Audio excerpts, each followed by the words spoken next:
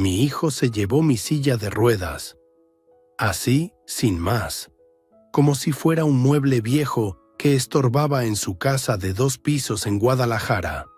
Me llamo Salvador Mendoza, tengo 73 años y durante 50 años trabajé la tierra en los Altos de Jalisco hasta que este maldito accidente me dejó sin poder caminar.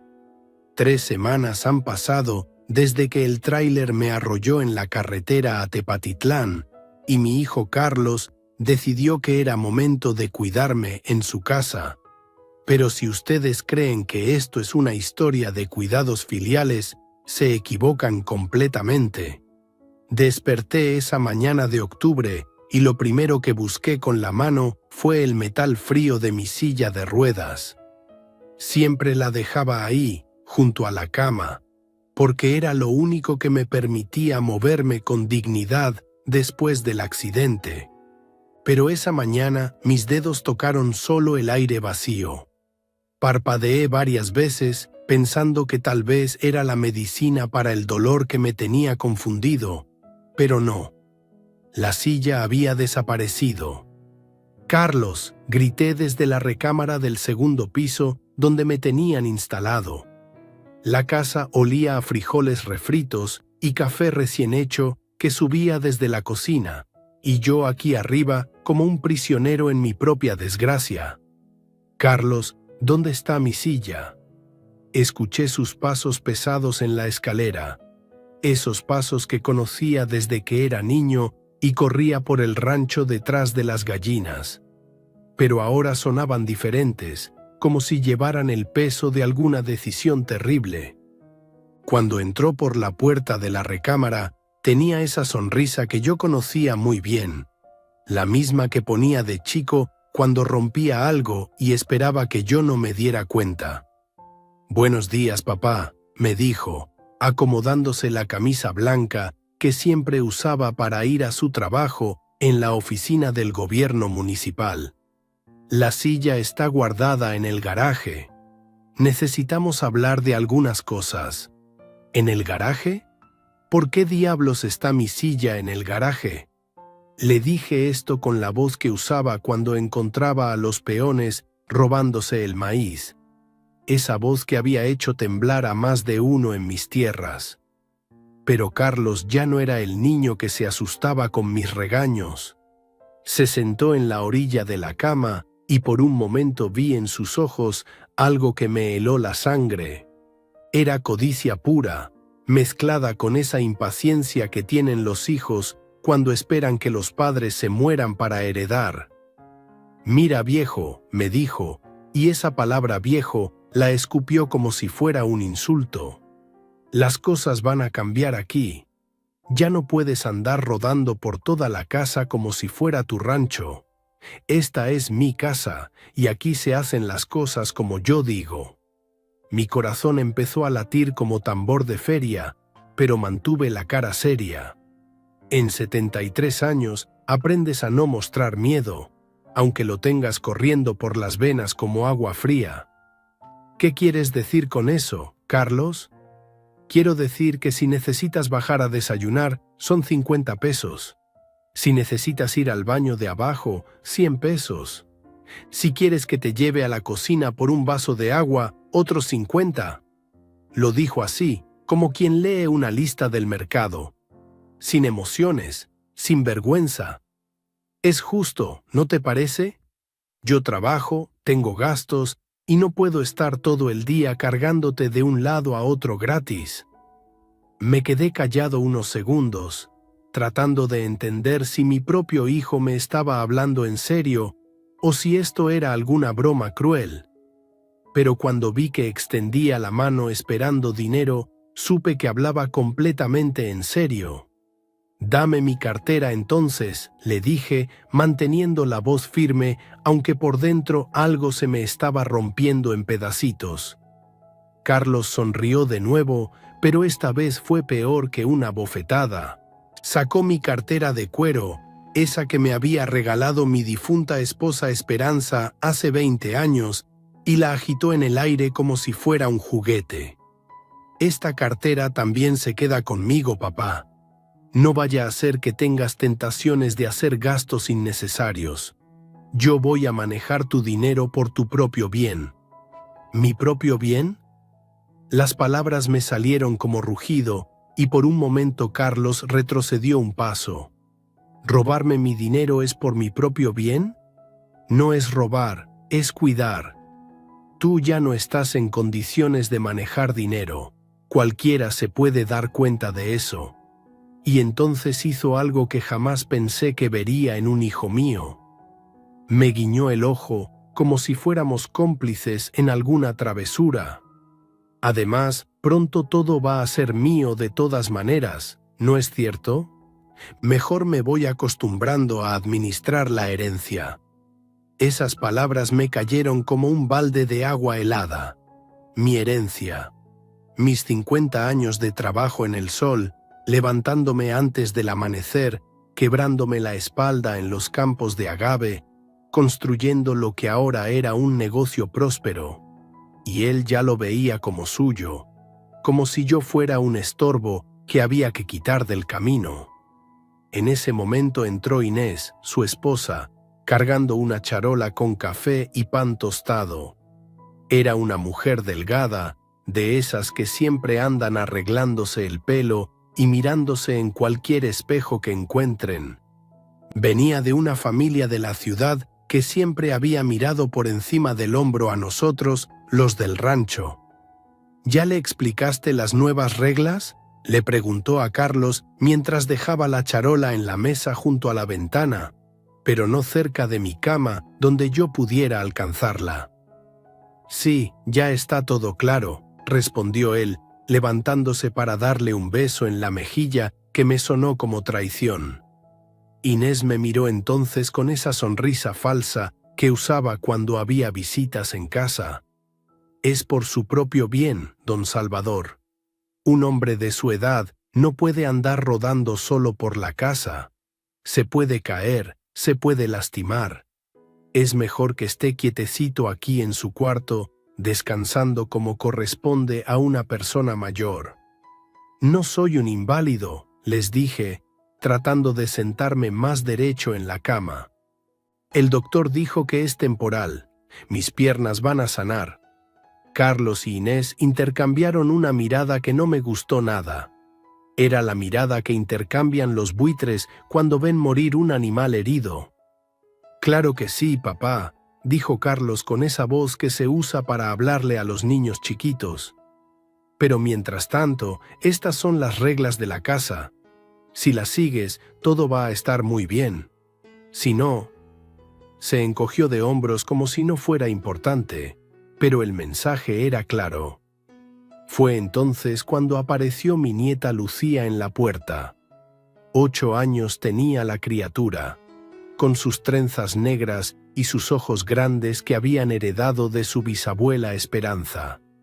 Era la única razón por la que no había agarrado a mi hijo a golpes ahí mismo, aunque tuviera que arrastrarme para alcanzarlo. «Abuelito», me dijo con su vocecita, «¿por qué lloras?»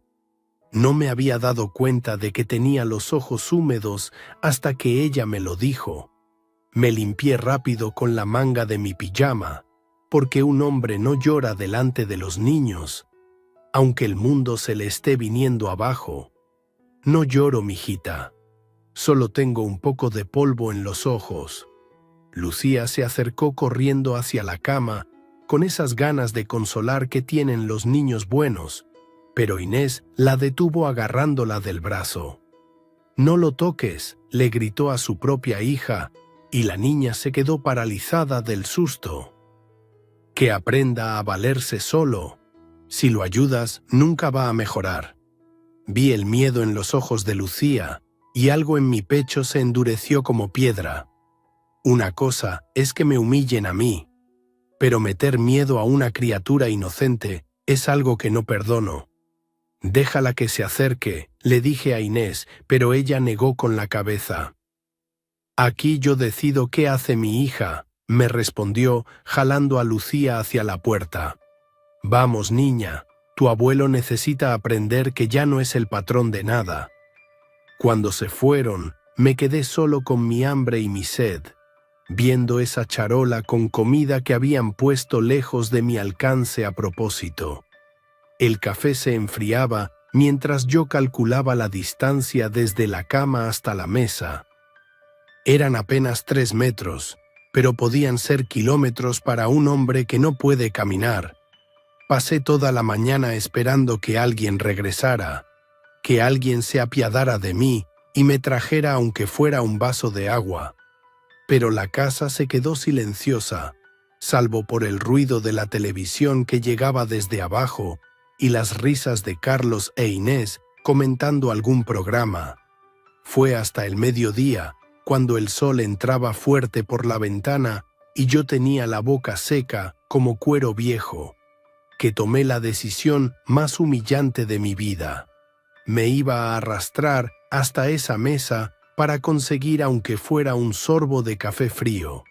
Me deslicé de la cama hacia el suelo y el primer contacto de mis rodillas con el piso de mosaico me mandó un dolor que me subió hasta la columna.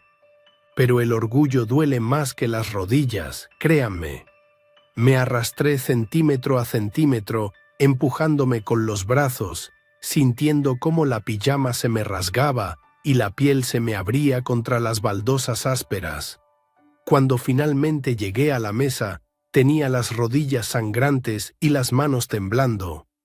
El café estaba helado y el pan duro, pero me supo a gloria porque era lo primero que probaba en casi 24 horas. Pero lo peor vino después. Para regresar a la cama tenía que volver a arrastrarme y esta vez el dolor era doble porque las heridas ya estaban abiertas. Fue ahí, a la mitad del camino de regreso, cuando escuché los pasos de Lucía subiendo corriendo las escaleras. «¡Abuelito!», gritó cuando me vio tirado en el suelo con las rodillas sangrando. «¿Qué te pasó?». La niña se puso a llorar como si le hubieran partido el corazón, y yo ahí no sabía si consolarla o seguir arrastrándome hacia la cama. Pero entonces llegaron Carlos e Inés corriendo por las escaleras, alertados por los gritos de la niña. «¿Qué pasó aquí?», preguntó Carlos, pero por su tono supe que ya sabía muy bien lo que había pasado. «El abuelo está sangrando», dijo Lucía entre sollozos, tratando de ayudarme a levantarme con sus bracitos pequeños. Inés la volvió a jalar. «Te dije que no lo tocaras». Y entonces me miró con asco, como si yo fuera un animal que había ensuciado su casa. «Mire nada más el desastre que hizo. Ahora tengo que limpiar sangre del piso».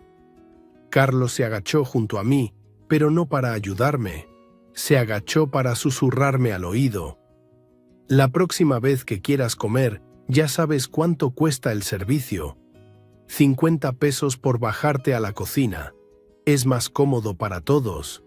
Lucía siguió llorando mientras me arrastraba los últimos metros hasta la cama, y sus lágrimas me dolían más que todas mis heridas juntas.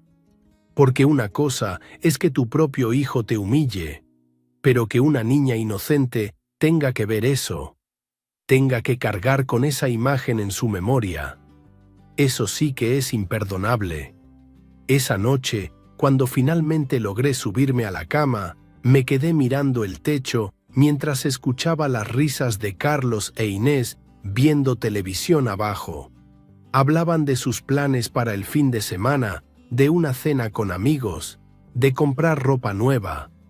Como si nada hubiera pasado, como si no hubieran pasado el día torturando a un hombre de 73 años que les había dado todo lo que tenían. Pero ahí, en esa oscuridad, con el sabor a sangre en la boca y las rodillas ardiendo, tomé una decisión que iba a cambiar todo. Si mi hijo creía que me había derrotado, se equivocaba completamente. Salvador Mendoza no había sobrevivido 50 años trabajando la tierra para dejarse humillar por un niño malcriado que nunca había sabido lo que significaba ganarse el pan con el sudor de la frente. Si querían jugar sucio, yo les iba a enseñar cómo se jugaba en serio. Los días que siguieron se convirtieron en una rutina de humillaciones que jamás pensé que podría soportar. Cada mañana despertaba con la esperanza de que todo hubiera sido una pesadilla, pero ahí estaba la realidad. Sin silla de ruedas, sin dinero, sin dignidad, dependiendo de la misericordia de un hijo que había perdido toda humanidad.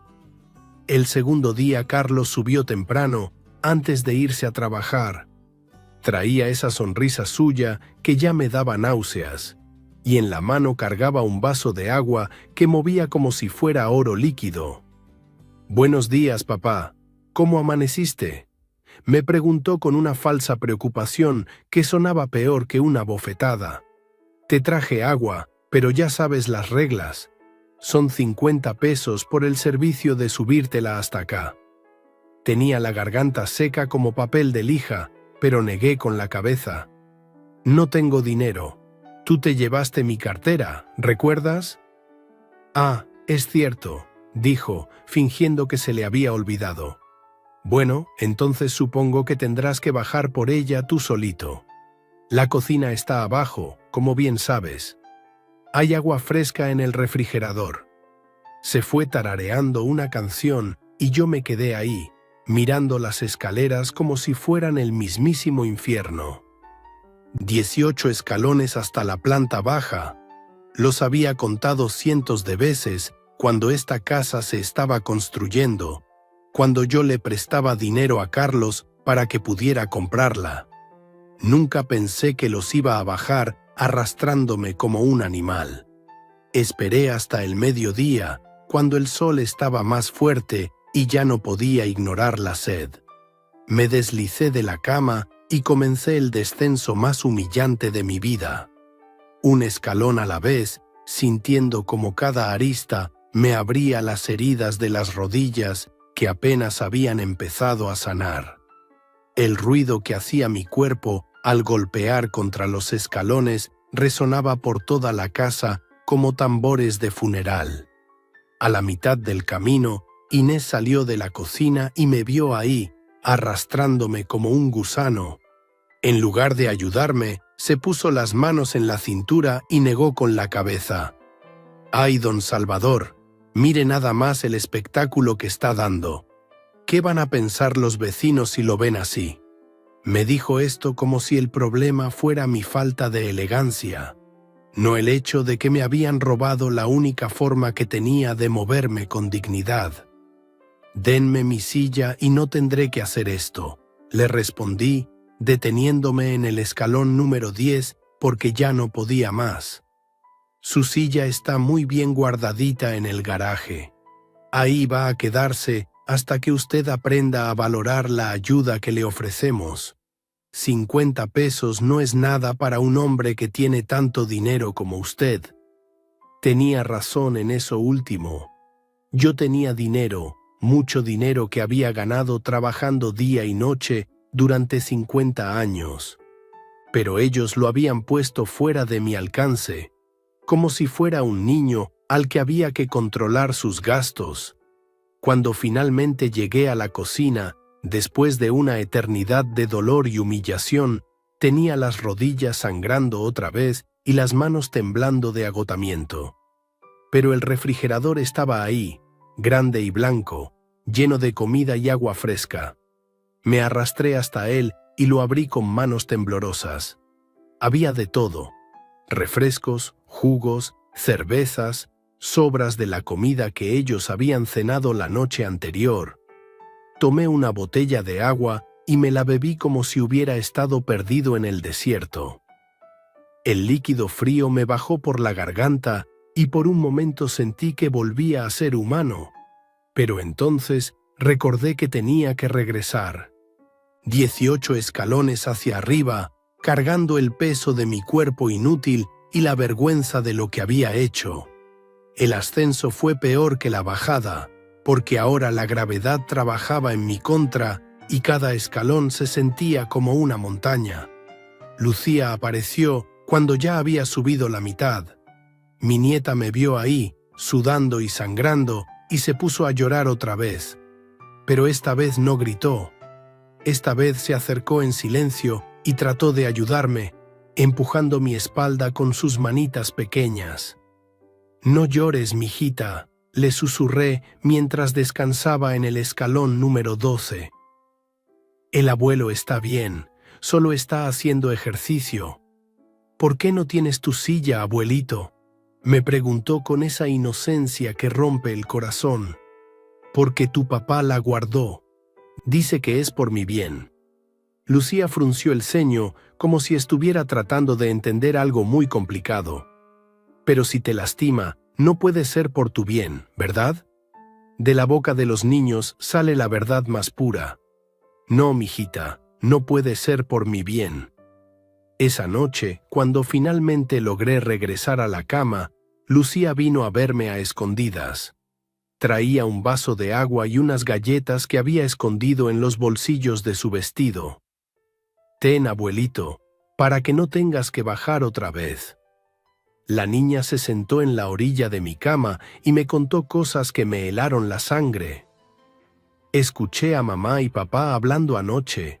Dijeron que te vas a morir pronto y que van a vender tu rancho. Mamá ya escogió los muebles que se va a quedar cuando eso pase». Me quedé callado, tratando de procesar lo que acababa de escuchar. Mi propio hijo ya estaba repartiendo mis cosas como si yo fuera un cadáver. «¿También dijeron cuándo creen que va a pasar eso?», le pregunté, tratando de mantener la voz calmada para no asustar a la niña. «Papá dijo que ojalá fuera pronto, porque está cansado de cuidarte. Y mamá dijo que ya habló con alguien que quiere comprar el rancho por mucho dinero». Cada palabra era como un puñal en el pecho. Carlos no solo me estaba robando mi dignidad día a día, sino que ya tenía planes concretos para robarme todo lo que había construido en mi vida. Los días siguientes fueron una repetición de la misma tortura. Cada vez que necesitaba agua, comida o ir al baño, tenía que tomar la decisión entre arrastrarme por esas malditas escaleras o aguantarme hasta que el cuerpo no pudiera más. Elegía arrastrarme porque un hombre necesita agua para vivir, pero cada vez que lo hacía, moría un pedacito por dentro. Carlos había perfeccionado su sistema de humillación. A veces llegaba temprano y ponía un vaso de agua en la mesa del comedor, bien a la vista desde las escaleras, como si fuera una zanahoria para burro. «Ahí está tu agua, papá. Solo tienes que venir por ella». Otras veces escondía toda la comida fácil de alcanzar y dejaba solo las cosas que estaban en los estantes más altos de la cocina. Yo tenía que arrastrarme por todo el piso de la cocina buscando algo que pudiera alcanzar desde el suelo. Una vez encontré unas tortillas viejas debajo del fregadero, envueltas en un trapo sucio. Me las comí porque tenía 2 días sin probar bocado. Pero lo que más me dolía no era el hambre ni la sed ni el dolor en las rodillas. Era ver a Inés actuando como la nuera perfecta cuando llegaban visitas. La muy cínica recibía a las vecinas en la sala, les servía café en sus mejores tazas y les contaba con voz quebradiza lo difícil que era cuidar a un suegro enfermo. «Es una carga muy pesada», le escuché decir una tarde a la señora Ramírez, la vecina de al lado. «Don Salvador está muy mal, ya no puede valerse por sí mismo. Yo tengo que subirle la comida, ayudarlo a bañarse, estar pendiente de él día y noche. Pero es mi deber como nuera, ¿verdad?». La señora Ramírez suspiró con admiración. «Ay, Inés, qué buena eres. No todas las mujeres harían tanto por un suegro. Eres una santa, de verdad». «Es lo que haría cualquier cristiana», respondió Inés, con esa voz melosa que usaba cuando quería impresionar a alguien. «Pobrecito don Salvador, ya está muy viejito, muy enfermito. El doctor dice que ya no le queda mucho tiempo». Yo estaba arriba, escuchando cada palabra, con las rodillas vendadas con trapos viejos, porque no tenía dinero para comprar gasas, y ella ahí abajo mintiendo como si fuera la Madre Teresa de Calcuta. Esa misma semana descubrí algo que me confirmó mis peores sospechas. Carlos había empezado a recibir visitas extrañas, hombres en trajes que no parecían ser sus amigos de la oficina. Los escuchaba hablar en la sala, usando palabras como poder, documentos y transferencia. Una tarde, Lucía vino corriendo a mi cuarto con los ojos muy abiertos. «Abuelito, papá tiene muchos papeles en la mesa de la cocina. Tienen tu nombre escrito por todos lados». «¿Qué clase de papeles, mijita?» «No sé leer bien todavía, pero vi tu firma». Papá estaba copiándola en otros papeles. Se me heló la sangre. Carlos estaba falsificando mi firma. Estaba preparando documentos para robarme todo legalmente, para que cuando yo muriera o cuando lograra declararme incompetente, él ya tuviera todo firmado y listo. ¿Viste si había alguien más con tu papá?, le pregunté, tratando de mantener la voz tranquila. Sí, un señor con lentes y traje gris. Papá le dio dinero y él se llevó algunos papeles. Un notario corrupto. Carlos había encontrado un notario corrupto que lo estaba ayudando a falsificar documentos. Probablemente ya tenía poder notarial falsificado, tal vez hasta un testamento nuevo con mi firma copiada. Esa noche no pude dormir. Me quedé despierto, calculando todo lo que Carlos se podía robar si lograba ejecutar su plan. El rancho en los Altos de Jalisco, con sus 12 hectáreas de tierras fértiles. Las cuentas bancarias donde tenía guardados los ahorros de toda una vida de trabajo. El equipo agrícola, las camionetas, hasta la casa donde había vivido con mi difunta Esperanza. Todo se lo iba a quedar un hijo que no había movido un dedo para ayudarme a construir nada de eso. Un hijo que ahora me tenía prisionero en su casa, arrastrándome como animal por un vaso de agua mientras planeaba mi muerte o mi declaración de incompetencia. Pero Carlos cometió un error grande que me iba a dar la oportunidad de contraatacar. El error fue subestimar a Lucía. Mi nieta había empezado a traerme cosas a escondidas. No solo agua y comida, sino información. La niña tenía oídos como murciélago y se movía por la casa como fantasma.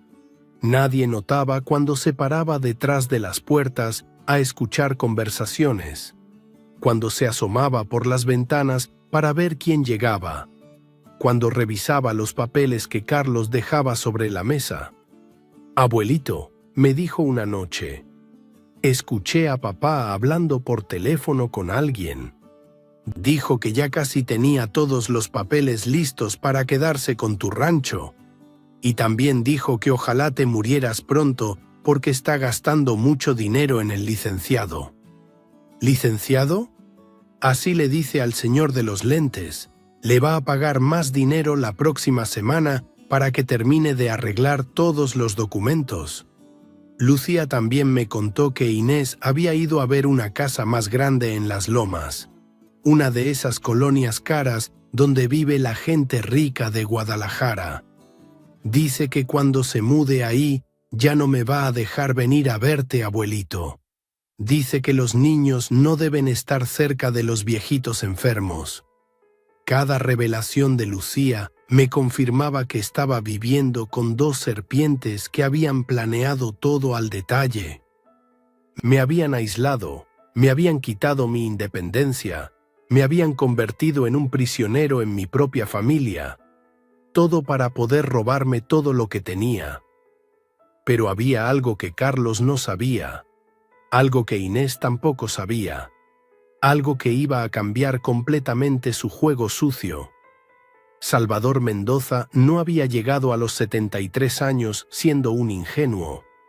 En 50 años de trabajar la tierra había aprendido a lidiar con sequías, plagas, prestamistas abusivos, compradores deshonestos y todo tipo de gente que trata de aprovecharse del trabajo ajeno. Y siempre había salido adelante. Carlos creía que me tenía derrotado, pero se equivocaba. No me tenía derrotado, solo me tenía esperando el momento perfecto para enseñarle cómo se defiende un hombre de verdad. La primera llamada la hice a las 2 de la mañana de un miércoles, cuando Carlos e Inés llevaban ya 4 horas durmiendo y sus ronquidos se escuchaban por toda la casa. Lucía había logrado sacar el teléfono viejo de la cocina, uno de esos aparatos de disco que mi difunta Esperanza había insistido en conservar por si se va la luz. La niña lo había escondido debajo de mi colchón, envuelto en una toalla para amortiguar el ruido. «¿Licenciado Ramírez?», susurré cuando finalmente contestó la voz adormilada del otro lado de la línea. «¿Don Salvador? ¿Qué hora es? ¿Está usted bien?». Antonio Ramírez había sido mi abogado durante 15 años. Desde que el negocio del agave empezó a crecer y necesité a alguien de confianza para manejar los contratos con las tequileras. Era un hombre íntegro, de esos que ya quedan pocos en este mundo. «No estoy bien, licenciado. Para nada bien. Necesito que me escuche con mucha atención porque tal vez no pueda volver a llamarle en varios días». Le conté todo. Cada humillación, cada escalón que había tenido que bajar arrastrándome, cada plan que Lucía había escuchado a Carlos e Inés discutir. Le hablé de los documentos falsificados, del notario corrupto, de cómo me habían convertido en prisionero en casa de mi propio hijo. El licenciado Ramírez se quedó callado por un largo rato después de que terminé mi relato. Solo escuchaba su respiración pesada del otro lado de la línea, y por un momento temí que hubiera colgado. «Don Salvador», me dijo finalmente, «lo que me está contando es muy grave. Es fraude, es abuso de ancianos, es privación ilegal de la libertad. Pero antes de hacer cualquier cosa, necesito que me confirme algo muy importante. ¿Recuerda usted los documentos que firmamos hace 2 años en mi oficina?». «¿Cuáles documentos?». En ese momento, mi mente estaba tan nublada por el dolor y la humillación que no podía pensar con claridad. «El fideicomiso, don Salvador, el fideicomiso irrevocable que establecimos para proteger su patrimonio. ¿Lo recuerda?». Y entonces todo regresó a mi memoria como rayo de luz. Sí, lo recordaba perfectamente. 2 años atrás, cuando Carlos había empezado a hacer preguntas insistentes sobre mi dinero y mis propiedades, cuando comenzó a sugerir que era tiempo de poner las cosas en orden, yo había sospechado que algo no andaba bien. Por eso había ido discretamente a ver al licenciado Ramírez. «Sí, licenciado, el fideicomiso para la fundación benéfica». «Exactamente, y el testamento que modificamos al mismo tiempo, donde especificamos que toda herencia directa queda condicionada a un comité de evaluación ética. ¿También lo recuerda?». Lo recordaba. Dios santo, ¿cómo lo recordaba? Habíamos establecido que Carlos solo podría heredar si pasaba una evaluación de un comité independiente que determinara si había tratado a su padre con respeto y dignidad durante sus últimos años. Si no pasaba esa evaluación, todo se iba a obras benéficas. «Carlos no sabe nada de eso», susurré, sintiendo por primera vez en semanas una chispa de esperanza en el pecho. «Ni Carlos ni nadie más. Ese fideicomiso es completamente privado, registrado en Guadalajara bajo confidencialidad notarial. Su hijo puede falsificar todas las firmas que quiera, puede sobornar a todos los notarios corruptos que encuentre, pero no puede tocar ni un peso de lo que está protegido por el fideicomiso». Me quedé callado, procesando la información. Todo este tiempo, mientras me arrastraba por las escaleras como un animal, mientras Carlos contaba mi dinero como si ya fuera suyo. El muy maldito estaba persiguiendo fantasmas. ¿Y el rancho, licenciado? ¿También está protegido? Todo está protegido, don Salvador. La tierra está bajo un trust agrícola que no puede ser disuelto ni transferido sin la aprobación de 3 instituciones independientes. Sus cuentas bancarias están respaldadas por el fideicomiso. Hasta su casa original en el rancho tiene protección legal específica. Era como si me hubieran quitado una losa de cemento del pecho. Durante semanas había creído que Carlos tenía el poder real de destruir todo lo que yo había construido. Pero resulta que todo había sido teatro. Teatro cruel y doloroso, pero teatro al fin. Pero necesitamos evidencia de lo que le están haciendo, continuó el licenciado. Necesitamos pruebas documentadas de estos abusos para activar las cláusulas de protección y para presentar cargos criminales. ¿Hay alguna manera de que pueda conseguir evidencia? Miré hacia la puerta de mi recámara, pensando en Lucía durmiendo en el cuarto de al lado. Mi nieta había arriesgado tanto para ayudarme, trayéndome información y comida a escondidas. ¿Podría pedirle que hiciera algo más? Tal vez, le respondí. Déjeme ver qué puedo hacer. La segunda llamada que hice fue al doctor Herrera, mi médico de rehabilitación. Era viernes por la madrugada y sabía que él atendía emergencias en el hospital civil, así que probablemente estaría despierto. Don Salvador, qué sorpresa escuchar de usted. ¿Cómo van las terapias que le mandé? Esa pregunta me cayó como balde de agua fría. Doctor, yo no he podido hacer ninguna terapia. Mi hijo, mi familia. Es complicado. Le conté una versión resumida de mi situación, sin entrar en los detalles más humillantes. Solo le dije que estaba teniendo dificultades para conseguir transporte a las citas y para hacer los ejercicios en casa. Eso es muy preocupante, don Salvador. Su tipo de lesión requiere movimiento constante y terapia activa para evitar que se vuelva permanente. Si no hace los ejercicios, los músculos se pueden atrofiar y la recuperación se vuelve mucho más difícil. Doctor, necesito que me diga la verdad sobre mi condición. ¿Cuánto puedo mover las piernas realmente? Hubo una pausa. Don Salvador, según sus últimos estudios, usted debería ser capaz de pararse con apoyo y de dar pasos cortos. La lesión en su columna fue seria, pero no permanente.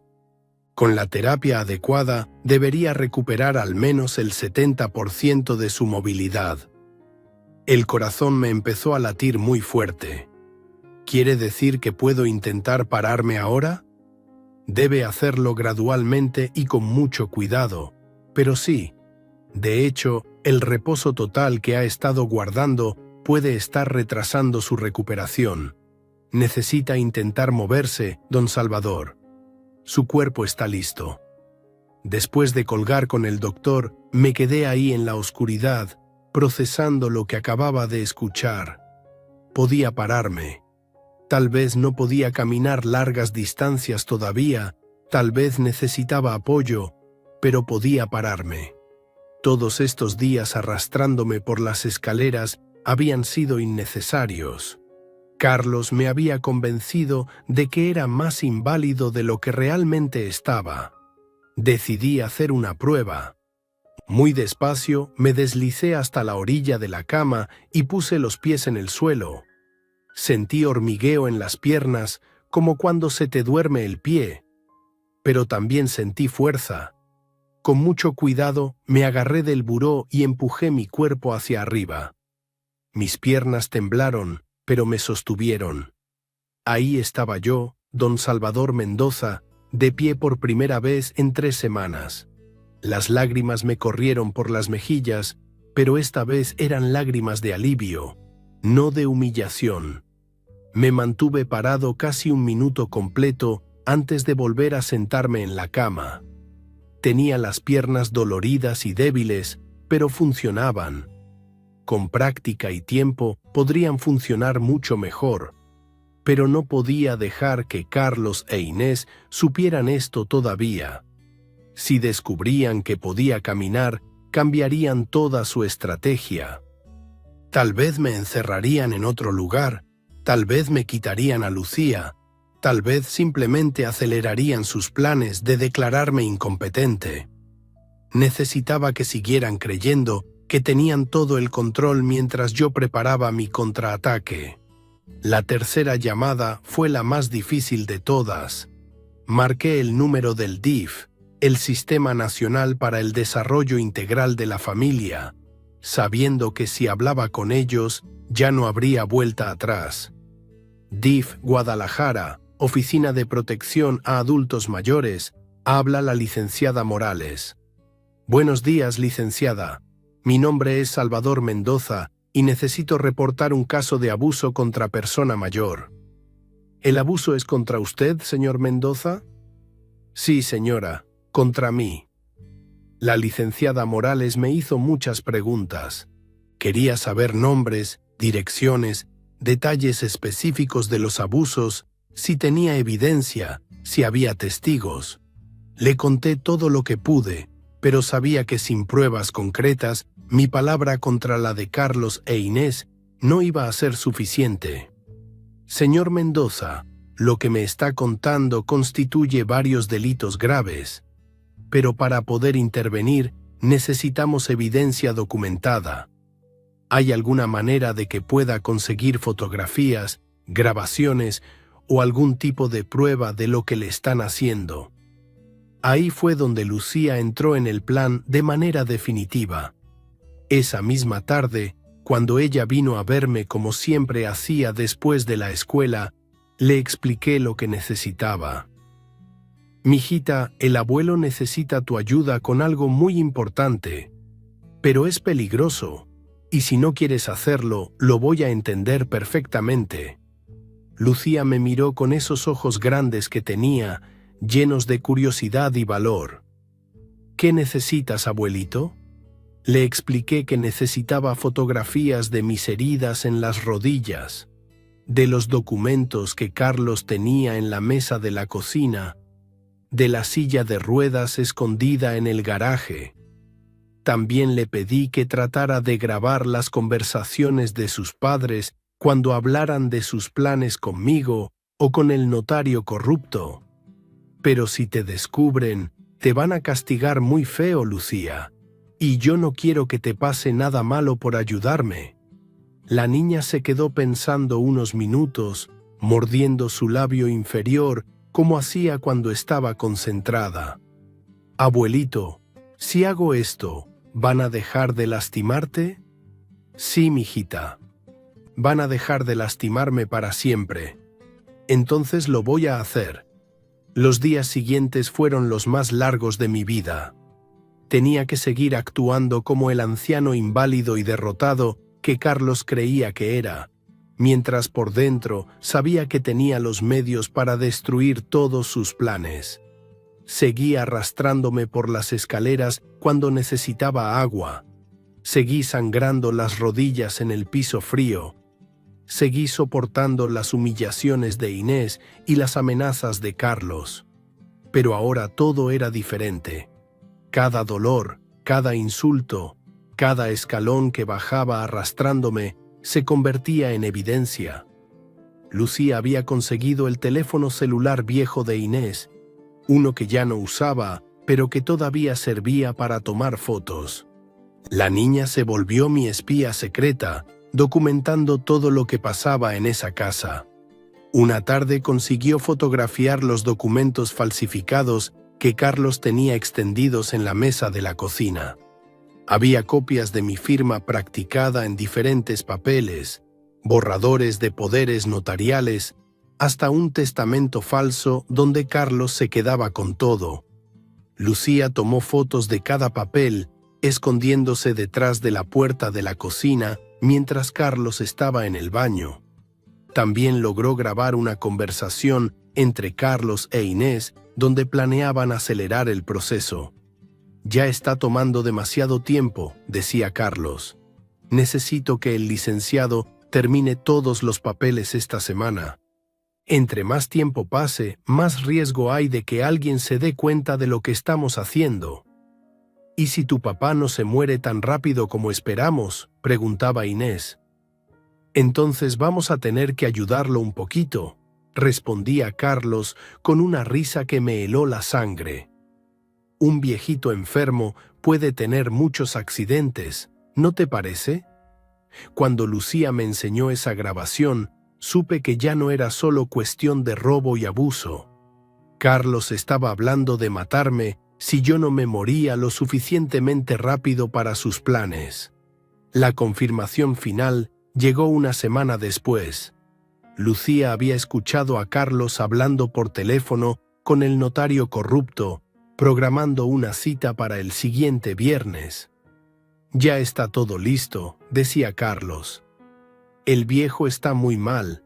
Probablemente no le quedan muchos días. Necesito tener todos los documentos firmados y registrados antes de que se muera». Esa misma noche llamé otra vez al licenciado Ramírez. «Ya tengo toda la evidencia que necesitamos», le dije. Fotografías de los documentos falsos, grabaciones de las confesiones, evidencia del abuso físico, todo. «Perfecto, don Salvador. Ahora necesito que me escuche muy bien porque vamos a hacer esto de una manera que los agarre completamente desprevenidos. El próximo viernes, cuando Carlos tenga su cita con el notario corrupto, nosotros vamos a estar listos con una sorpresa que nunca van a olvidar». El licenciado me explicó el plan completo. Íbamos a dejar que Carlos siguiera adelante con su farsa hasta el último momento, cuando creyera que ya había ganado. Entonces, en el momento perfecto, yo me iba a levantar de la silla de ruedas y les iba a enseñar todas las cartas que tenía guardadas. «Pero, don Salvador, ¿está seguro de que puede caminar lo suficiente para hacer esto?». Durante esa semana había estado practicando en secreto. Cada noche, cuando toda la casa dormía, me levantaba de la cama y caminaba por la recámara, fortaleciendo las piernas, recuperando el equilibrio. Ya podía dar pasos cortos sin apoyo, y con bastón podía caminar distancias más largas. El doctor Herrera había tenido razón. Mi cuerpo estaba listo para recuperarse. Solo había necesitado la motivación correcta. «Estoy listo, licenciado, más que listo». El jueves por la noche, Carlos entró a mi recámara con esa sonrisa suya que ya conocía tan bien. Pero esta vez era diferente. Esta vez había algo definitivo en sus ojos, como si hubiera tomado una decisión importante. «Papá, mañana viene gente muy importante a la casa. Van a venir algunos de mis amigos, unos vecinos, tal vez hasta la tía Rosario. Queremos hacer como una reunión familiar». «¿Qué tipo de reunión?», le pregunté, aunque ya sabía perfectamente de qué se trataba. «Bueno, ya sabes que has estado muy enfermo, muy débil. Creemos que es tiempo de que pongas tus asuntos en orden. Ya sabes, por si acaso. No queremos que quedes sin hacer las cosas importantes». Carlos me estaba diciendo, sin decírmelo directamente, que mañana sería el día en que me forzaría a firmar todos los documentos que había falsificado. Probablemente me diría que era mi última oportunidad de dejar todo arreglado para mi familia. «Está bien, mijo», le dije con la voz más débil que pude fingir. «Si tú crees que es necesario». Carlos sonrió como tiburón que huele sangre en el agua. «Sí, papá, es necesario. Es lo mejor para todos». Esa noche no dormí nada. Me quedé despierto, repasando todo el plan, asegurándome de que tenía todo listo. Las evidencias estaban escondidas debajo del colchón. El licenciado Ramírez iba a llegar a las 3 de la tarde con la gente del DIF. Lucía sabía que tenía que mantenerse cerca de mí durante toda la reunión.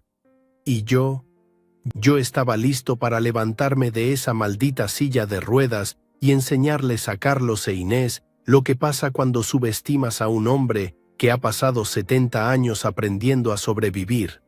Mañana iba a ser el día en que Salvador Mendoza recuperaría su dignidad, su justicia y su venganza.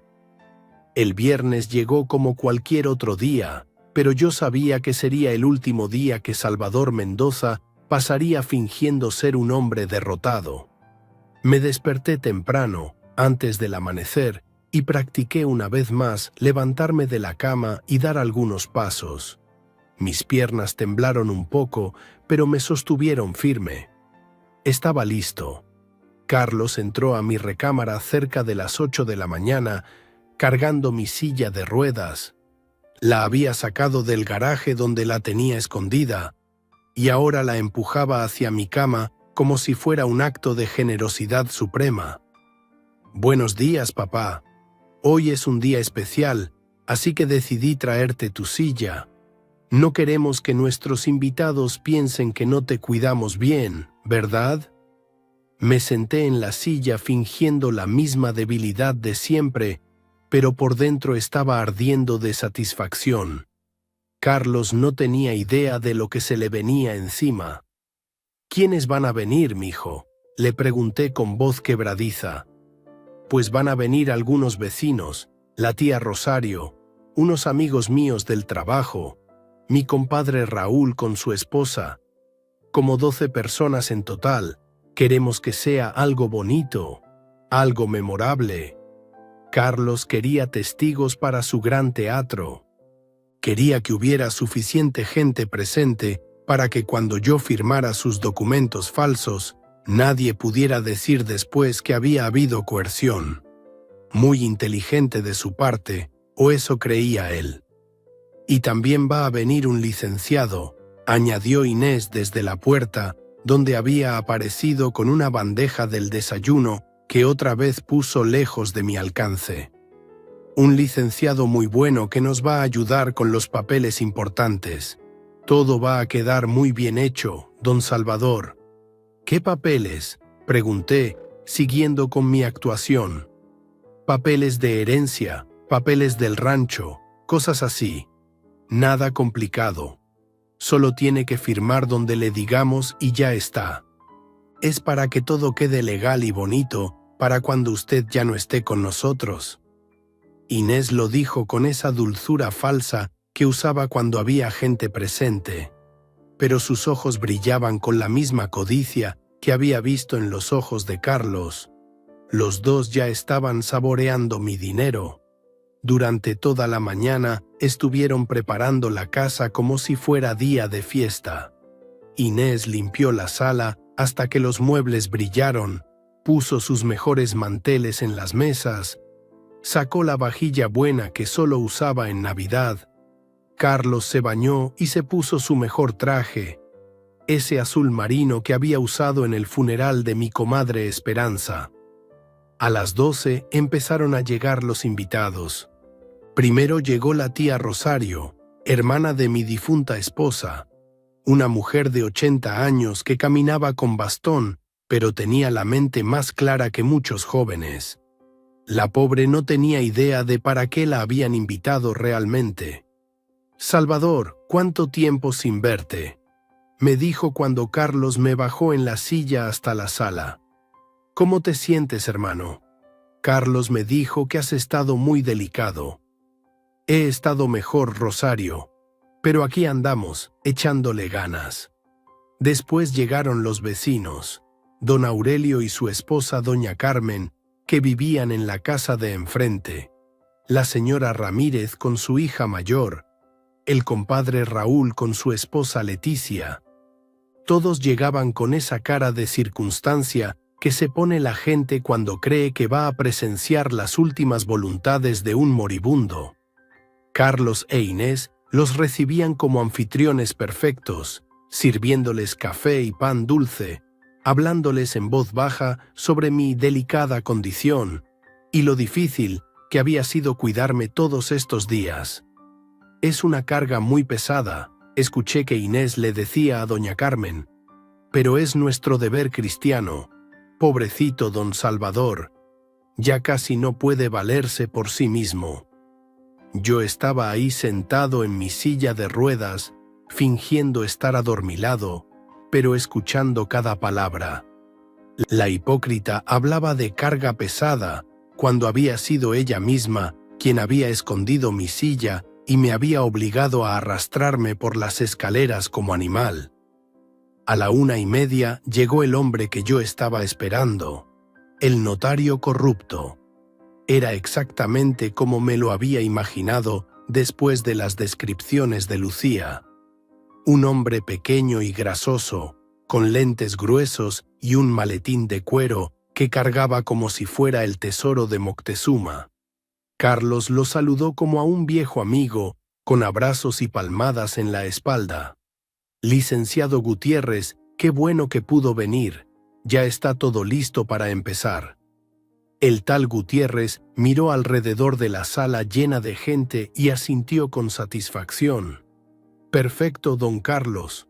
Con tantos testigos presentes, nadie va a poder cuestionar la validez de los documentos. Todo va a quedar completamente legal». Legal. La palabra me dio risa por dentro.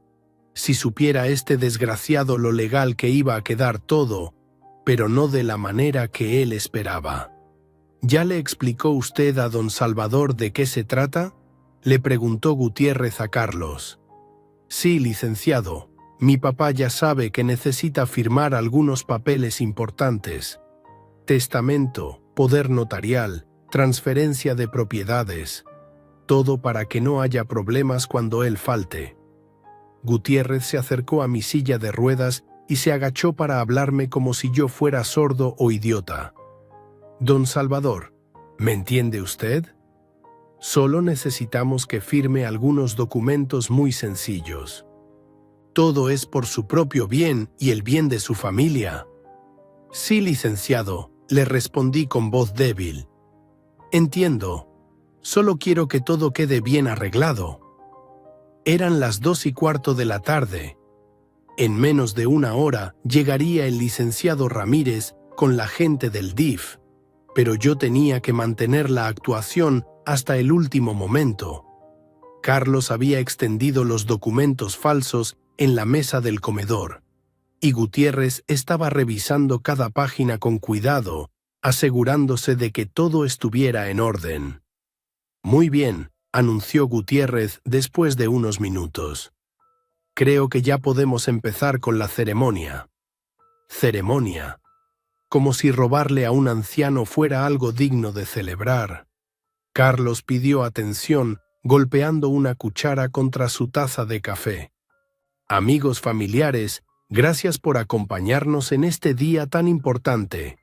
Mi papá ha decidido poner en orden sus asuntos y quiere hacerlo rodeado de las personas que más quiere.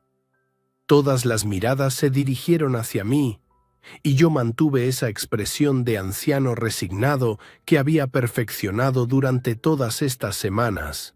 Lucía estaba sentada en una silla cerca de la ventana y me hizo una señal casi imperceptible con los ojos.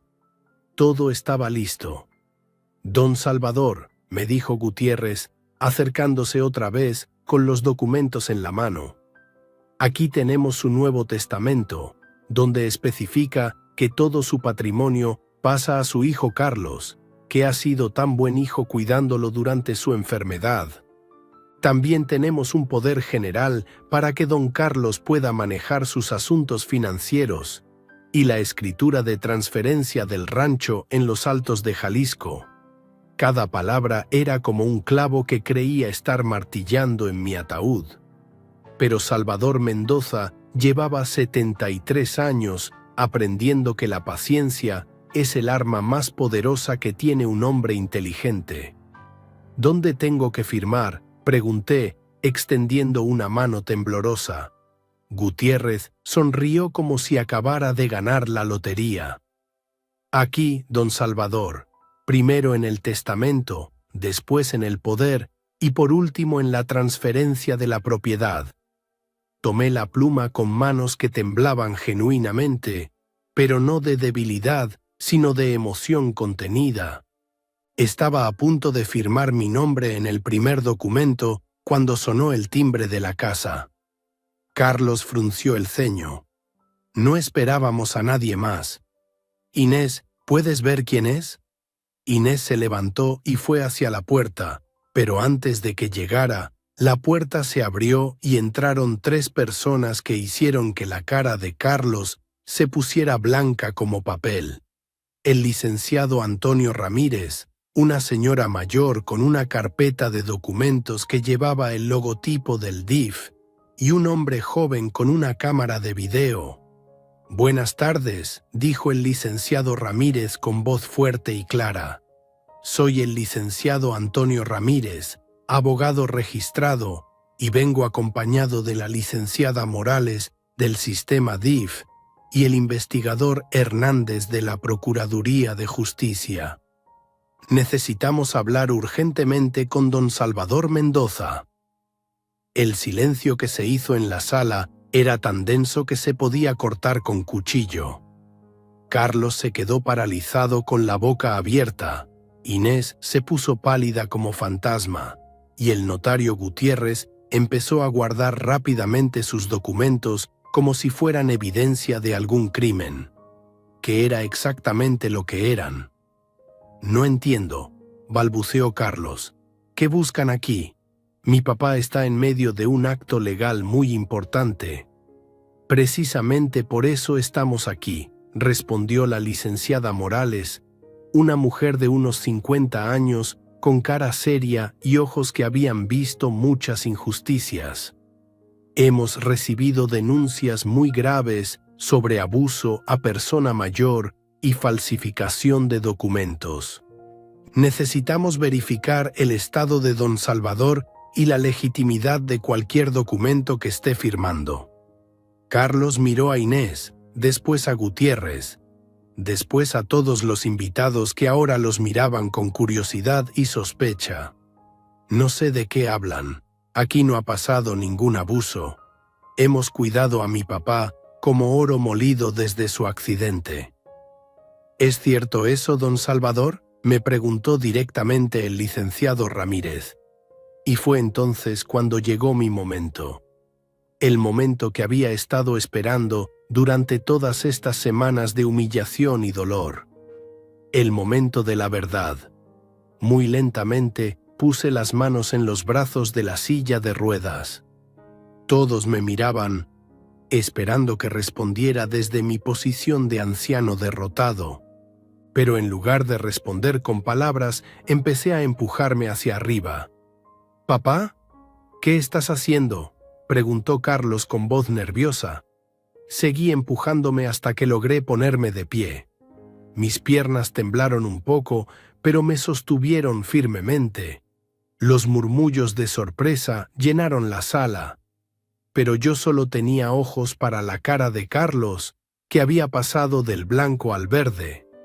«Lo que estoy haciendo, mijo», le dije con voz fuerte y clara, «es levantarme para contarle a toda esta gente la verdad sobre cómo me has cuidado como oro molido». Di un paso hacia adelante, después otro. Mis piernas funcionaron perfectamente. La sala completa se quedó en silencio absoluto, salvo por el sonido de mi respiración y mis pasos en el piso de mosaico. «Yo he podido caminar durante las últimas 2 semanas», anuncié, dirigiéndome hacia el centro de la sala donde todos pudieran verme claramente.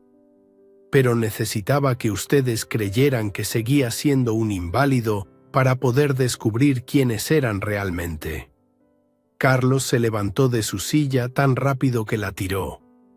«Papá, ¿de qué estás hablando? ¿Por qué finges que no podías caminar?» «¿Fingir?». Me reí con una risa que salió desde lo más profundo de mi pecho. ¿Yo soy el que estaba fingiendo? Cuéntales a todos estos testigos sobre los 50 pesos que me cobrabas por bajarme a la cocina. Cuéntales sobre cómo escondiste mi silla de ruedas en el garaje. Cuéntales sobre las escaleras que tuve que bajar arrastrándome porque me quitaste mi cartera y me dijiste que no había servicio gratis. La cara de Carlos se puso roja como tomate. Eso no es cierto. Yo siempre te cuidé bien. Licenciado Ramírez, dije, dirigiéndome a mi verdadero abogado. ¿Podría usted mostrarles a nuestros invitados la evidencia que hemos recopilado? El licenciado Ramírez abrió su carpeta y sacó un fajo de fotografías. Se las pasó primero a la tía Rosario, que las miró y se llevó la mano a la boca con horror. Dios santo Salvador, ¿estas son tus rodillas sangrando? Las fotografías empezaron a circular entre todos los invitados. Eran las fotos que Lucía había tomado de mis heridas, de los documentos falsificados, de la silla escondida en el garaje. Cada imagen contaba la historia de mi humillación con más claridad que 1000 palabras. También tenemos grabaciones, continuó el licenciado Ramírez, sacando una pequeña grabadora. Conversaciones donde el señor Carlos Mendoza discute acelerar la muerte de su padre y habla de ayudarlo un poquito si no se moría lo suficientemente rápido. Le dio play a la grabadora y la voz de Carlos llenó la sala. Un viejito enfermo puede tener muchos accidentes, ¿no te parece? El silencio que siguió era ensordecedor. Carlos se veía como animal acorralado, mirando hacia todas partes, buscando una salida que no existía. Eso está sacado de contexto, dijo finalmente. Yo jamás le haría daño a mi papá. ¿Y esto también está sacado de contexto?, preguntó la licenciada Morales, mostrando copias de los documentos que Gutiérrez había traído. Estos poderes notariales con firmas falsificadas, estos testamentos fabricados, esta escritura de transferencia ilegal. Gutiérrez había estado tratando de escabullirse hacia la puerta, pero el investigador Hernández lo detuvo. Licenciado Gutiérrez, va a tener que acompañarnos para responder algunas preguntas sobre estos documentos. Yo solo vine a hacer un trabajo legal, balbuceó Gutiérrez. No sabía que había irregularidades. Las irregularidades incluyen firmas falsificadas que fueron practicadas en su presencia, le respondió Hernández. Tenemos fotografías de los borradores. Mientras todo esto pasaba, yo seguía de pie en el centro de la sala, sintiendo cómo la fuerza regresaba a mi cuerpo y mi dignidad regresaba a mi alma. Los invitados me miraban con una mezcla de asombro, respeto y lástima por lo que había tenido que soportar. Don Salvador, me dijo la tía Rosario con lágrimas en los ojos. ¿Por qué no nos dijiste lo que estaba pasando? Hubiéramos venido a ayudarte. Porque necesitaba pruebas, tía Rosario. Necesitaba que todo el mundo pudiera ver con sus propios ojos qué clase de hijo había criado. Carlos hizo un último intento desesperado. Papá, por favor, yo sé que cometí errores, pero soy tu hijo. Soy tu única familia. No puedes hacer esto. ¿Mi única familia? Me acerqué a donde Lucía estaba sentada y puse mi mano en su hombro. Mi única familia verdadera es esta niña, que fue la única que tuvo compasión de un anciano sufriendo, que me trajo agua a escondidas cuando ustedes me cobraban por cada gota, que lloró cuando me vio sangrando en el piso mientras ustedes se reían viendo televisión. Lucía me miró con esos ojos grandes llenos de lágrimas, pero esta vez eran lágrimas de alivio. ¿Ya no van a lastimarte más, abuelito? No, mijita. Ya nadie me va a lastimar más. El licenciado Ramírez sacó entonces el documento más importante de todos, la escritura de la casa donde estábamos. Señores y señoras presentes, anunció con voz oficial, quiero informarles que esta casa, donde ahora nos encontramos, ha sido propiedad de don Salvador Mendoza durante los últimos 15 años. Él se la prestó a su hijo Carlos para que viviera aquí mientras arreglaba sus asuntos. pero nunca se la vendió ni se la regaló. Carlos y Inés se miraron con terror. «¿Qué quiere decir con eso?», preguntó Inés. «Quiere decir», les respondí yo mismo, «que esta casa sigue siendo mía. Y como el dueño de la propiedad, tengo el derecho legal de decidir quién vive aquí y quién no». Saqué de mi bolsillo un documento que el licenciado Ramírez había preparado esa misma mañana. Por la presente, dono esta casa a la Fundación de Asistencia a Adultos Mayores Maltratados de Guadalajara, para que sea usada como refugio y centro de apoyo para ancianos que han sufrido abusos familiares. El silencio que siguió era absoluto. Carlos e Inés se quedaron como estatuas, procesando lo que acababa de pasar. «Ustedes tienen 30 días para desalojar la propiedad», continué. «Pueden llevarse sus pertenencias personales, pero todo lo que sea mío se queda aquí para la fundación». «No puedes hacernos esto», gritó Inés, perdiendo finalmente esa compostura falsa que siempre mantenía. «Tenemos derechos, hemos vivido aquí por años. Los mismos derechos que ustedes me dieron cuando me quitaron mi silla de ruedas y me cobraron 50 pesos por un vaso de agua», le respondí sin levantar la voz. «Los mismos derechos que me dieron cuando me arrastraba por las escaleras con las rodillas sangrando mientras ustedes planeaban mi muerte». Carlos se acercó a mí con las manos extendidas, como suplicando. «Papá, por favor.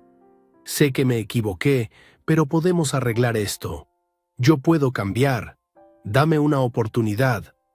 Lo miré a los ojos, esos ojos que una vez habían sido los de mi niño pequeño que corría por el rancho persiguiendo mariposas. Y por un momento, solo por un momento, sentí una punzada de tristeza por el hijo que pude haber tenido y que nunca tuve. «Carlos», le dije, «tuviste 73 años para ser un buen hijo. Tuviste toda una vida para aprender lo que significaba el respeto, la compasión, el amor familiar. En lugar de eso, elegiste la codicia, elegiste la crueldad, elegiste ver a tu propio padre como un obstáculo que había que remover». «Pero yo soy tu hijo», insistió, con lágrimas corriendo por las mejillas. «No», le respondí, y cada palabra me salió clara como cristal. «Mi hijo murió el día que escondió la silla de ruedas de su padre. Mi hijo murió el día que me cobró dinero por ayudarme a ir al baño. Mi hijo murió el día que planeó acelerar mi muerte para cobrar una herencia. Tú eres un extraño que se parece a alguien que una vez conocí». El investigador Hernández se adelantó entonces. «Señor Carlos Mendoza, queda usted detenido por los delitos de abuso a persona mayor, falsificación de documentos, fraude y conspiración. Tiene derecho a permanecer callado y a solicitar un abogado». Mientras esposaban a Carlos, Inés trató de escapar por la puerta trasera, pero ya había más agentes esperando afuera. La escuché gritando que ella no había hecho nada, que todo había sido idea de Carlos, que ella solo había obedecido a su marido. Los invitados se fueron yendo uno por uno, algunos acercándose a darme un abrazo y decirme cuánto sentían lo que había pasado, otros saliendo en silencio porque no sabían qué decir ante algo tan terrible. La tía Rosario fue la última en irse. «Salvador», me dijo, tomando mis manos entre las suyas, «eres el hombre más fuerte que conozco. Esperanza estaría muy orgullosa de ti». Cuando finalmente se fueron todos, me quedé solo en la sala con Lucía, el licenciado Ramírez y la licenciada Morales.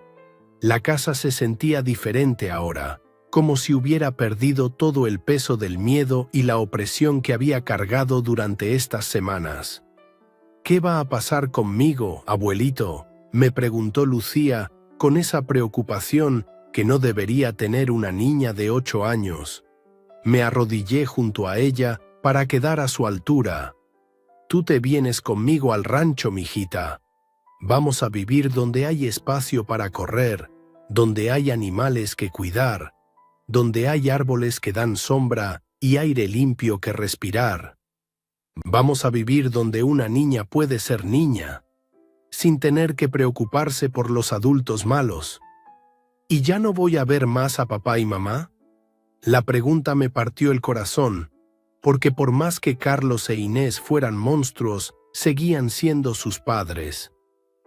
Los vas a ver cuando tú quieras verlos, Lucía. Pero ahora vas a vivir con alguien que te ama de verdad y que jamás te va a hacer daño. El licenciado Ramírez nos explicó los procedimientos legales que seguían. Carlos e Inés enfrentaban varios años de cárcel por sus crímenes. La custodia temporal de Lucía me había sido otorgada inmediatamente, dadas las circunstancias. Mis propiedades, que habían estado protegidas por el fideicomiso todo este tiempo, permanecían completamente seguras. Una pregunta, don Salvador, me dijo la licenciada Morales. ¿Por qué esperó tanto tiempo? ¿Por qué no nos llamó desde el primer día de abuso? La pregunta era justa. Yo mismo me la había hecho muchas veces durante estas semanas de infierno. Porque quería estar absolutamente seguro de que no era solo un malentendido. Porque quería tener pruebas que nadie pudiera negar. Pero sobre todo, porque quería que Carlos tuviera todas las oportunidades posibles de demostrar que en el fondo seguía siendo mi hijo. Desafortunadamente, demostró lo contrario. Esa tarde, el licenciado Ramírez nos llevó a Lucía y a mí de regreso al rancho en los Altos de Jalisco. Cuando el carro subió por el camino de terracería y vi otra vez los campos de agave extendiéndose hasta el horizonte, sentí que finalmente había regresado a casa. Pancho, mi capataz de toda la vida, estaba esperando en la puerta de la casa con una sonrisa que le llegaba de oreja a oreja. Don Salvador, qué bueno tenerlo de vuelta. Ya extrañábamos al patrón por aquí. ¿Cómo están las plantas, Pancho? Mejor que nunca, don Salvador. Como si hubieran estado esperando su regreso. Lucía corrió hacia los campos con la libertad de un pajarito que acaba de salir de su jaula. La vi perseguir mariposas entre las plantas de agave, exactamente como había hecho su padre tantos años atrás, cuando todavía era inocente y bueno. Esa noche, sentado en la terraza de mi casa con Lucía dormida en mis brazos y mirando las estrellas que brillaban sobre mis tierras, supe que había hecho lo correcto. No había sido fácil, no había sido sin dolor, pero había sido justo. Salvador Mendoza había recuperado su dignidad, había protegido a una niña inocente y había demostrado que un hombre de 73 años todavía puede levantarse de una silla de ruedas y pelear por lo que es suyo. Y si me escuchas, Carlos, donde quiera que estés ahora, quiero que sepas una cosa. Tu padre te perdonó hace mucho tiempo, pero el perdón no significa que no haya consecuencias. Significa que ya no cargo con el peso del odio, pero tampoco voy a cargar nunca más con el peso de tu crueldad. 3 meses después, mientras tomaba mi café matutino en la terraza del rancho y veía a Lucía perseguir gallinas por el patio, Pancho me trajo noticias que me llenaron el alma de satisfacción silenciosa. Don Salvador, me llegaron chismes del pueblo. Dicen que don Carlos anda por Guadalajara tratando de conseguir abogados para pelear por la herencia, pero ninguno le quiere tomar el caso. Me reí por lo bajo, recordando las palabras del licenciado Ramírez sobre lo impenetrable que era el fideicomiso. ¿Y qué más cuentan, Pancho? Pues que doña Inés ya se fue con otro hombre, un comerciante de Zapopan que tiene dinero. Se llevó hasta los muebles de la sala, dejó a don Carlos sin nada más que su ropa y sus deudas. La justicia divina obra de maneras misteriosas. Inés había demostrado su verdadera naturaleza. Una mujer que solo amaba el dinero, y cuando el dinero se acabó también su amor. Carlos había aprendido por las malas lo que era quedarse solo, sin familia, sin respeto, sin nada. ¿Y de la niña qué dicen?, pregunté, aunque Lucía estaba ahí conmigo, riéndose mientras intentaba atrapar un pollito que no se dejaba. Nada, don Salvador. La gente del pueblo entiende que la criatura está mejor aquí con usted. Hasta el padre Martínez comentó en misa que Dios pone a los niños donde deben estar. Esas palabras me calentaron el corazón. Durante estos meses había tenido miedo de que alguien cuestionara mi custodia de Lucía, que dijeran que un hombre de mi edad no podía cuidar apropiadamente a una niña tan pequeña. Pero la verdad era evidente para cualquiera que nos viera. Lucía había florecido en el rancho como flor en tierra fértil. La niña había engordado, tenía color en las mejillas, corría libre por los campos y se reía con esa risa pura que tienen los niños cuando se sienten seguros y amados. Ya no tenía esas ojeras de preocupación que cargaba en la casa de sus padres. Ya no se sobresaltaba cuando alguien hablaba fuerte. Ya no preguntaba constantemente si había hecho algo malo. «Abuelito», me gritó desde el patio. El pollito amarillo se escondió debajo de la camioneta. «¿Me ayudas a sacarlo?» «Voy, mijita». Me levanté del sillón de mimbre donde pasaba las mañanas y caminé hacia donde estaba ella. Mis piernas funcionaban perfectamente ahora, más fuertes que antes, gracias a todos los ejercicios que había hecho con el fisioterapeuta que venía 2 veces por semana desde Guadalajara. Mientras ayudaba a Lucía a rescatar al pollito, pensé en cómo habían cambiado las cosas. El doctor Herrera me había dicho que mi recuperación había sido extraordinaria para un hombre de su edad. Pero yo sabía la verdad. No había sido extraordinaria, había sido necesaria. Cuando un hombre tiene una razón suficientemente poderosa para levantarse, se levanta. Y Lucía había sido mi razón. Esa tarde, como cada tarde, nos sentamos en la terraza a ver el atardecer sobre los campos de agave. Era nuestro ritual diario, nuestro momento de hablar de cosas importantes mientras el cielo se pintaba de colores que solo Dios sabe hacer. «Abuelito», me dijo Lucía, columpiando las piernas desde su silla pequeña. «¿Tú crees que papá está triste?» La pregunta me llegó como puñal al corazón, pero no por la razón que cualquiera pensaría. Me dolía porque una niña de 8 años tenía que preocuparse por la tristeza de un padre que la había usado como herramienta para lastimar a su abuelo. «Seguramente está triste, mijita. Pero a veces las personas se ponen tristes por las consecuencias de sus propias decisiones. Como cuando yo no hago la tarea y después me regañas. Algo así, pero mucho más serio. Tu papá tomó decisiones muy malas, decisiones que lastimaron a mucha gente. Ahora tiene que vivir con esas consecuencias». Lucía se quedó callada unos minutos, masticando un pedacito de pan dulce que la señora María, la cocinera nueva, le había dado. «¿Tú lo perdonas, abuelito?» Esa pregunta me la había hecho muchas veces durante estos meses, y cada vez me costaba más trabajo responderla. ¿Perdonar a Carlos? El perdón es algo complicado, algo que requiere más que buenas intenciones.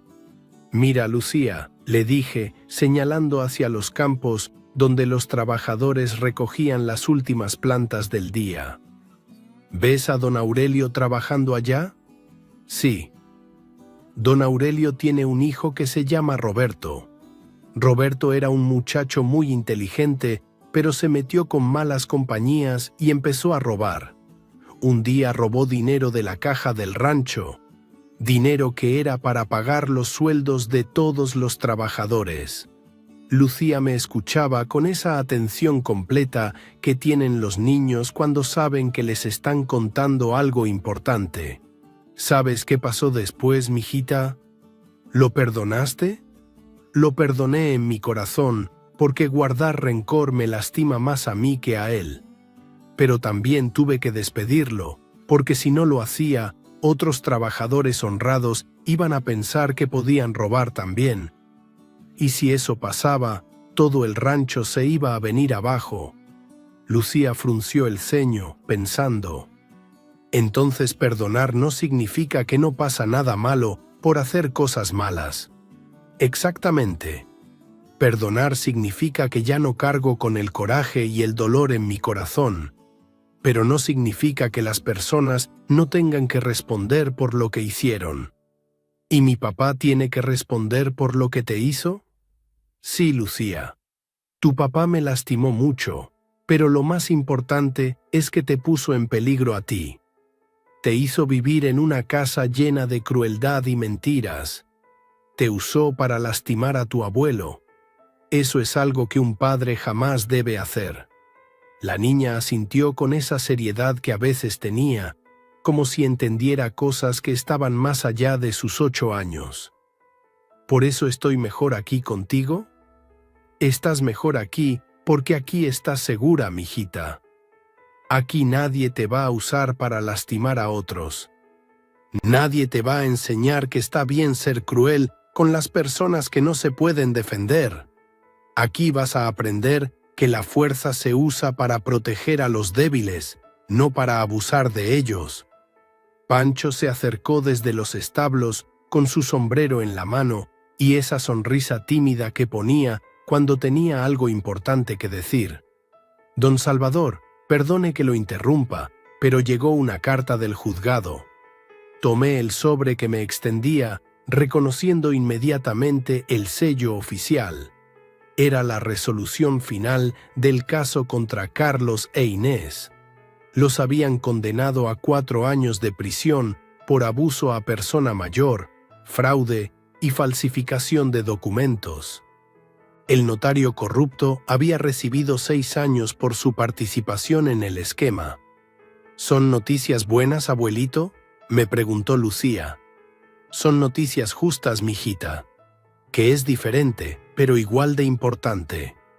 Esa noche, después de acostar a Lucía con un cuento sobre una niña valiente que salvaba a su abuelo de unos bandidos, me quedé despierto en la terraza pensando en todo lo que había pasado. En 6 meses había perdido a un hijo, pero había ganado a una nieta. Había sufrido la traición más dolorosa de mi vida, pero también había descubierto una fuerza que no sabía que tenía. Los campos de agave se extendían bajo la luna llena como un mar plateado, y pensé en mi difunta Esperanza. «Mira nada más dónde acabamos, vieja», le susurré al viento. Criando otra niña a los 73 años, pero creo que era lo que tenía que pasar. Al día siguiente, mientras Lucía ayudaba a la señora María a hacer tortillas en la cocina, sonó el teléfono. Era el licenciado Ramírez con más noticias. «Don Salvador, Carlos ha agotado todas sus opciones legales. El juez desestimó su última apelación. El fideicomiso está completamente seguro y la custodia de Lucía es permanente ahora. Ya no hay nada más que él pueda hacer.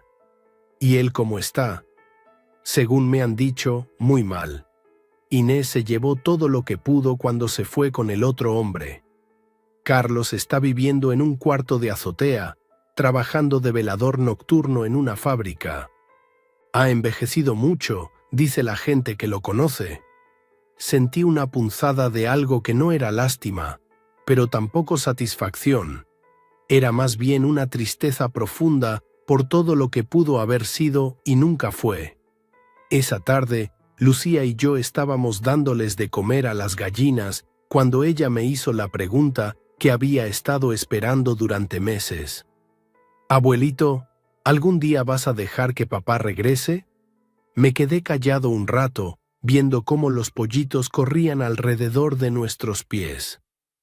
Lucía, cuando las personas lastiman a otros, especialmente cuando lastiman a los más débiles, tienen que demostrar que han cambiado de verdad, no con palabras, sino con acciones, durante mucho tiempo. ¿Y si papá demuestra que cambió? Si tu papá algún día demuestra que realmente cambió, que entiende lo que hizo mal y que nunca va a volver a lastimar a nadie, entonces podremos hablar. Pero hasta ese día, mi trabajo es protegerte a ti. Lucía asintió y siguió echando maíz a las gallinas. Creo que estoy bien aquí contigo, abuelito. Me gusta despertar sin miedo. Esas palabras me confirmaron que había tomado las decisiones correctas, porque al final la justicia no se trata de venganza. Se trata de proteger a los inocentes y de asegurarse de que los que hacen el mal entiendan que sus acciones tienen consecuencias. Salvador Mendoza había aprendido que a veces ser un buen padre significa ser un mal abuelo para proteger a los nietos, y que la dignidad no se mendiga, se defiende. Estamos una vez más por acá, huevón. Una noche más por acá, muchachos, con ustedes. Qué bueno verlos por acá. Aplausos. No lo merecemos, no lo merecemos. Después de un día tan berraco, huevón. Después de un día tan agitado. Aquí estamos. Invictus. Me gustó esto. ¿Cómo vamos, parceros? Buenas noches, háblamelo de Ledan. ¿Todo bien o qué? ¿Cómo estás, parcerito? Háblamelo, Pirlo. Pirlo 420 en la casa. ¿Cómo va, hermano? ¿Cómo va todo? ¿Cómo va todo, mi socio? ¿Qué es lo que es? ¿Cuál es la movida, parce? Papi, está lloviendo bien rico. Es la última... Yo creo que es la última lluvia de primavera, weón. No, bueno, lluvia de primavera. De hecho, principios de lluvia de primavera. Parcero, la verdad que hoy estoy muy bien, weón. A pesar de que casi no cuento la historia hoy, weón. Papi, me parto la cabeza. Literalmente. Papi, estaba moviendo unas cosas, me caí el camión, weón, me di como una vuelta para atrás, papi.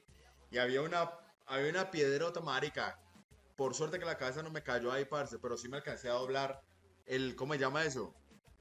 El tobillo, marica. Vamos una vez más por acá, weón. Una noche más por acá, muchachos, con ustedes. Qué bueno verlos por acá. Aplausos. No lo merecemos, no lo merecemos. Después de un día tan berraco, weón. Después de un día tan agitado. Aquí estamos. Invictus. Me gustó esto. ¿Cómo vamos, parceros? Buenas noches, háblamelo de Ledan. ¿Todo bien o qué? ¿Cómo estás, parcerito? Háblamelo, Pirlo. Pirlo 420 en la casa. ¿Cómo va, hermano? ¿Cómo va todo? ¿Cómo va todo, mi socio? ¿Qué es lo que es? ¿Cuál es la movida, parce? Papi, está lloviendo bien rico. Es la última... Yo creo que es la última lluvia de primavera, weón. No, bueno, lluvia de primavera. De hecho, principios de lluvia de primavera. Parcero, la verdad que hoy estoy muy bien, weón. A pesar de que casi no cuento la historia hoy, weón. Papi, me parto la cabeza. Literalmente. Papi, estaba moviendo unas cosas, me caí el camión, weón, me di como una vuelta para atrás, papi. Y había una piedrota, marica. Por suerte que la cabeza no me cayó ahí, parce, pero sí me alcancé a doblar ¿cómo se llama eso? El tobillo, marica. Vamos una vez más por acá, huevón. Una noche más por acá, muchachos, con ustedes. Qué bueno verlos por acá. Aplausos. No lo merecemos, no lo merecemos. Después de un día tan berraco, huevón. Después de un día tan agitado. Aquí estamos. Invictus. Me gustó esto. ¿Cómo vamos, parceros? Buenas noches, háblamelo de Ledan. ¿Todo bien o qué? ¿Cómo estás, parcerito? Háblamelo, Pirlo. Pirlo 420 en la casa. ¿Cómo va, hermano? ¿Cómo va todo? ¿Cómo va todo, mi socio? ¿Qué es lo que es? ¿Cuál es la movida, parce? Papi, está lloviendo bien rico. Es la última... Yo creo que es la última lluvia de primavera, weón. No, bueno, lluvia de primavera. De hecho, principios de lluvia de primavera. Parcero, la verdad que hoy estoy muy bien, weón. A pesar de que casi no cuento la historia hoy, weón. Papi, me parto la cabeza. Literalmente. Papi, estaba moviendo unas cosas, me caí el camión, weón, me di como una vuelta para atrás, papi, y había una piedrota, marica. Por suerte que la cabeza no me cayó ahí, parce, pero sí me alcancé a doblar ¿cómo se llama eso? El tobillo, marica. Vamos una vez más por acá, weón.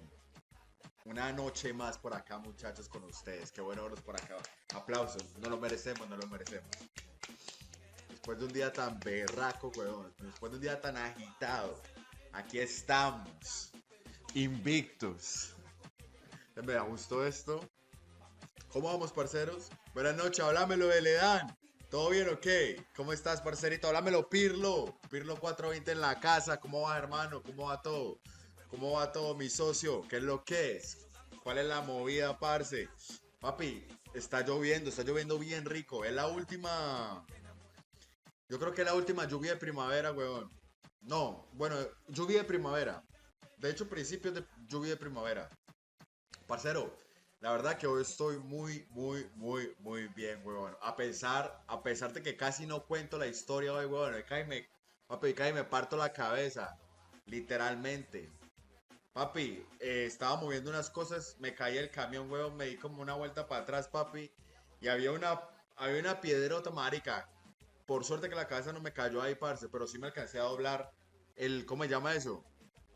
El tobillo, marica. Vamos una vez más por acá, weón. Una noche más por acá, muchachos, con ustedes. Qué bueno verlos por acá. Aplausos, no lo merecemos, no lo merecemos. Después de un día tan berraco, weón. Después de un día tan agitado. Aquí estamos. Invictos. Me da gusto esto. ¿Cómo vamos, parceros? Buenas noches, háblamelo de Ledán. ¿Todo bien o qué? ¿Cómo estás, parcerito? Háblamelo, Pirlo. Pirlo 420 en la casa. ¿Cómo va, hermano? ¿Cómo va todo? ¿Cómo va todo, mi socio? ¿Qué es lo que es? ¿Cuál es la movida, parce? Papi, está lloviendo bien rico. Es la última. Yo creo que es la última lluvia de primavera, weón. No, bueno, lluvia de primavera. De hecho, principios de lluvia de primavera. Parcero, la verdad que hoy estoy muy, muy, muy, muy bien, weón. A pesar de que casi no cuento la historia hoy, weón. Papi, me parto la cabeza. Literalmente. Papi, estaba moviendo unas cosas, me caí el camión, weón, me di como una vuelta para atrás, papi. Y había una piedrota, marica. Por suerte que la cabeza no me cayó ahí, parce, pero sí me alcancé a doblar ¿cómo se llama eso? El tobillo, marica. Vamos una vez más por acá, weón. Una noche más por acá, muchachos, con ustedes. Qué bueno verlos por acá. Aplausos, no lo merecemos, no lo merecemos. Después de un día tan berraco, weón. Después de un día tan agitado. Aquí estamos. Invictos. Me da gusto esto. ¿Cómo vamos, parceros? Buenas noches, háblamelo de Ledán. ¿Todo bien o qué? ¿Cómo estás, parcerito? Háblamelo, Pirlo. Pirlo 420 en la casa. ¿Cómo va, hermano? ¿Cómo va todo? ¿Cómo va todo, mi socio? ¿Qué es lo que es? ¿Cuál es la movida, parce? Papi, está lloviendo bien rico. Es la última. Yo creo que es la última lluvia de primavera, weón. No, bueno, lluvia de primavera. De hecho, principios de lluvia de primavera. Parcero, la verdad que hoy estoy muy, muy, muy, muy bien, weón. A pesar de que casi no cuento la historia hoy, weón. Papi, me parto la cabeza. Literalmente. Papi, estaba moviendo unas cosas, me caí el camión, weón, me di como una vuelta para atrás, papi. Y había una piedrota, marica. Por suerte que la cabeza no me cayó ahí, parce, pero sí me alcancé a doblar ¿cómo se llama eso? El tobillo, marica. Vamos una vez más por acá, weón. Una noche más por acá, muchachos, con ustedes. Qué bueno verlos por acá. Aplausos, no lo merecemos, no lo merecemos. Después de un día tan berraco, weón. Después de un día tan agitado. Aquí estamos.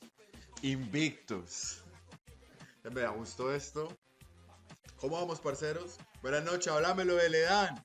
¿Todo bien o qué? ¿Cómo estás, parcerito? Háblamelo, Pirlo. Pirlo 420 en la casa. ¿Cómo va, hermano? ¿Cómo va todo? ¿Cómo va todo, mi socio? ¿Qué es lo que es? ¿Cuál es la movida, parce? Papi, está lloviendo bien rico. Es la última. Yo creo que es la última lluvia de primavera, weón. No, bueno, lluvia de primavera. De hecho, principios de lluvia de primavera. Parcero, La verdad que hoy estoy muy bien, huevón. A pesar de que casi no cuento la historia hoy, huevón. Papi, casi me parto la cabeza. Literalmente. Papi, estaba moviendo unas cosas, me caí el camión, huevón, me di como una vuelta para atrás, papi. Y había una piedrota, marica. Por suerte que la cabeza no me cayó ahí, parce, pero sí me alcancé a doblar ¿cómo se llama eso? El tobillo, marica. Vamos una vez más por acá, huevón. Una noche más por acá, muchachos, con ustedes. Qué bueno verlos por acá. Aplausos. No lo merecemos, no lo merecemos. Después de un día tan berraco, huevón. Después de un día tan agitado. Aquí estamos. Invictus. Me gustó esto. ¿Cómo vamos, parceros? Buenas noches, háblamelo de Ledan. ¿Todo bien o qué? ¿Cómo estás, parcerito? Háblamelo, Pirlo. Pirlo 420 en la casa. ¿Cómo va, hermano? ¿Cómo va todo? ¿Cómo va todo, mi socio? ¿Qué es lo que es? ¿Cuál es la movida, parce? Papi, está lloviendo bien rico. Es la última. Yo creo que es la última lluvia de primavera, weón. No, bueno, lluvia de primavera. De hecho, principios de lluvia de primavera. Parcero, la verdad que hoy estoy muy bien, weón. A pesar de que casi no cuento la historia hoy, weón. Papi, casi me parto la cabeza. Literalmente. Papi, estaba moviendo unas cosas, me caí el camión, weón, me di como una vuelta para atrás, papi.